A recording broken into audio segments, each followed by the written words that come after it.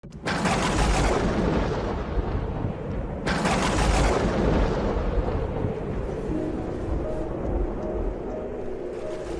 aquel tiempo Jesús se marchó a Judea y a Transjordania.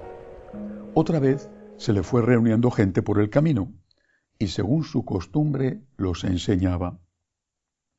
Acercándose unos fariseos, le preguntaban para ponerlo a prueba: ¿le es lícito al hombre repudiar a su mujer? Él les replicó: ¿qué os ha mandado Moisés? Contestaron: Moisés permitió escribir el acta de divorcio y repudiarla. Jesús les dijo: por la dureza de vuestro corazón dejó escrito Moisés este precepto. Pero al principio de la creación, Dios los creó hombre y mujer.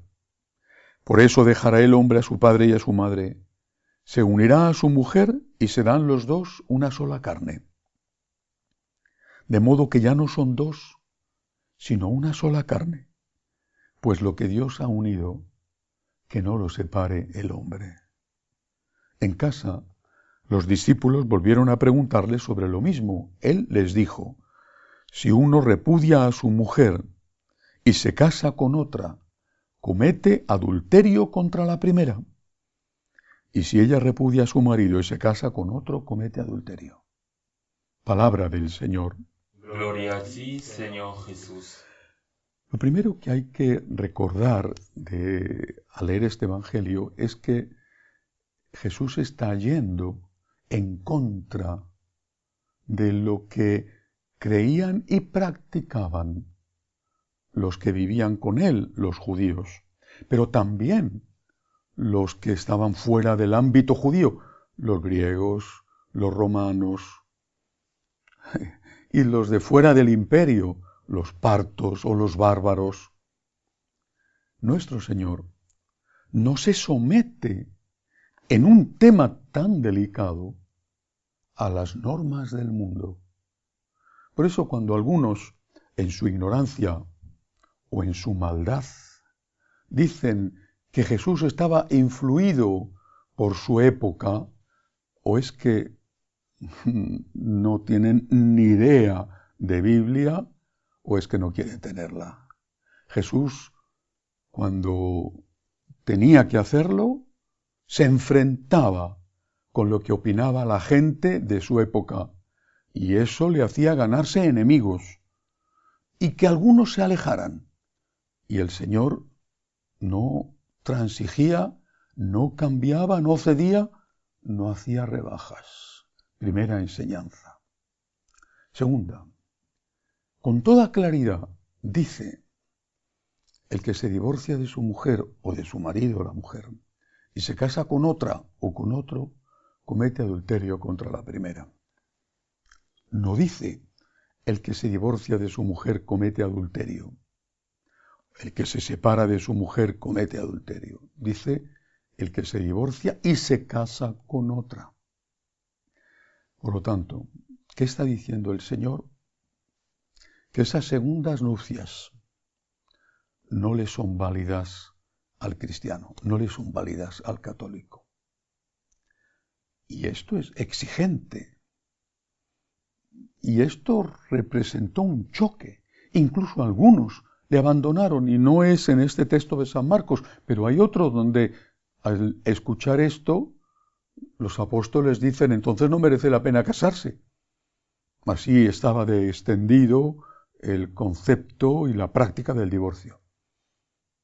Jesús no cede. El segundo matrimonio es, estando viva la esposa o estando vivo el marido, es un adulterio. Jesús no cede con esto. Es duro, es exigente, es la palabra del Señor. Ahora bien, si esto es así, hay que intentar la nulidad matrimonial cuando ese matrimonio se ha roto.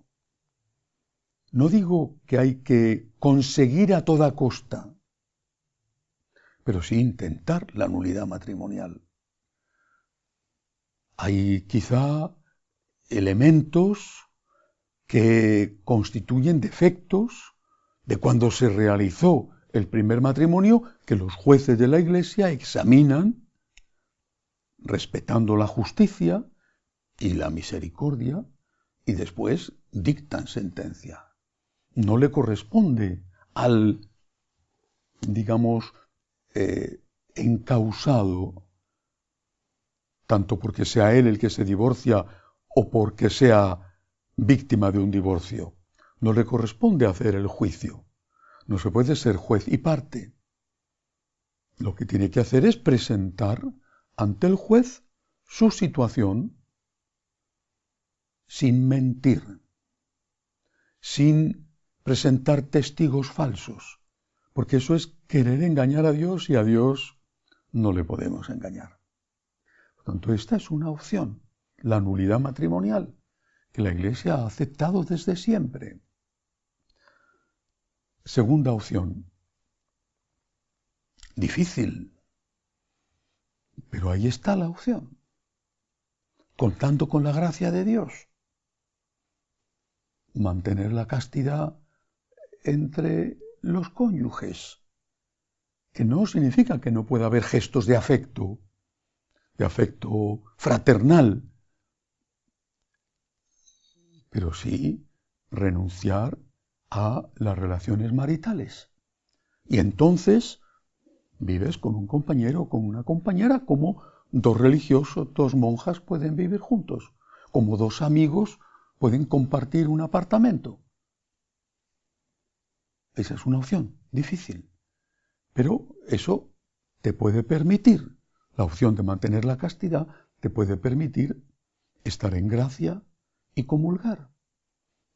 Quizá no has podido conseguir la nulidad y no has podido ir, por lo tanto, a un nuevo matrimonio religioso, pero puedes vivir en castidad con esa persona que es tu pareja. Hay otra opción, y es mantener esa relación que el Señor califica de adulterio, porque no has conseguido o no has intentado la nulidad, porque no estás viviendo castamente con tu compañero o con tu compañera, pero en ese caso no puedes comulgar. Eso no significa que estés excomulgado en el sentido de fuera de la Iglesia. Significa que eres bienvenido en la Iglesia, eres bienvenido, pero no puedes comulgar. Pero eres bienvenido. No se te echa de la Iglesia. No se te impide estar, por ejemplo, en un grupo de oración. No se te impide bautizar a tus hijos. No se te impide estar en comunión espiritual con el Señor, aunque sí estás impedido para hacer la comunión sacramental. No se te impide participar y disfrutar de las otras presencias de Cristo, la presencia de Cristo en la palabra, la presencia de Cristo donde dos o más están unidos en su nombre. Pero sí se te impide la comunión sacramental. No te expulsa nadie de la Iglesia. Te impiden comulgar. Es muchísimo. Pero eres bienvenido en la Iglesia. Eres bienvenido en los grupos de la Iglesia. Hablo por lo menos de los grupos de los franciscanos de María, donde desde el principio hubo incluso grupos especiales para divorciados que no habían podido resolver canónicamente su situación. Eres bienvenido en la Iglesia. No puedes comulgar, pero sigues siendo un hijo de Dios. Como un pecador, ¿es que acaso no somos todos pecadores? El Señor es muy claro. El que se casa y se divorcia de su mujer y se casa con otra, comete adulterio contra la primera y no puede comulgar. ¿Habrá excepciones a esto? Eso habrá que verlo caso por caso y seguramente las excepciones son mínimas, si es que existen. En cualquier caso, las palabras del Señor son palabras del Señor que nadie puede tocar. Y la Iglesia ofrece estas tres alternativas: nulidad, castidad y acogida en la Iglesia, aunque no se permita la comunión. Que así sea.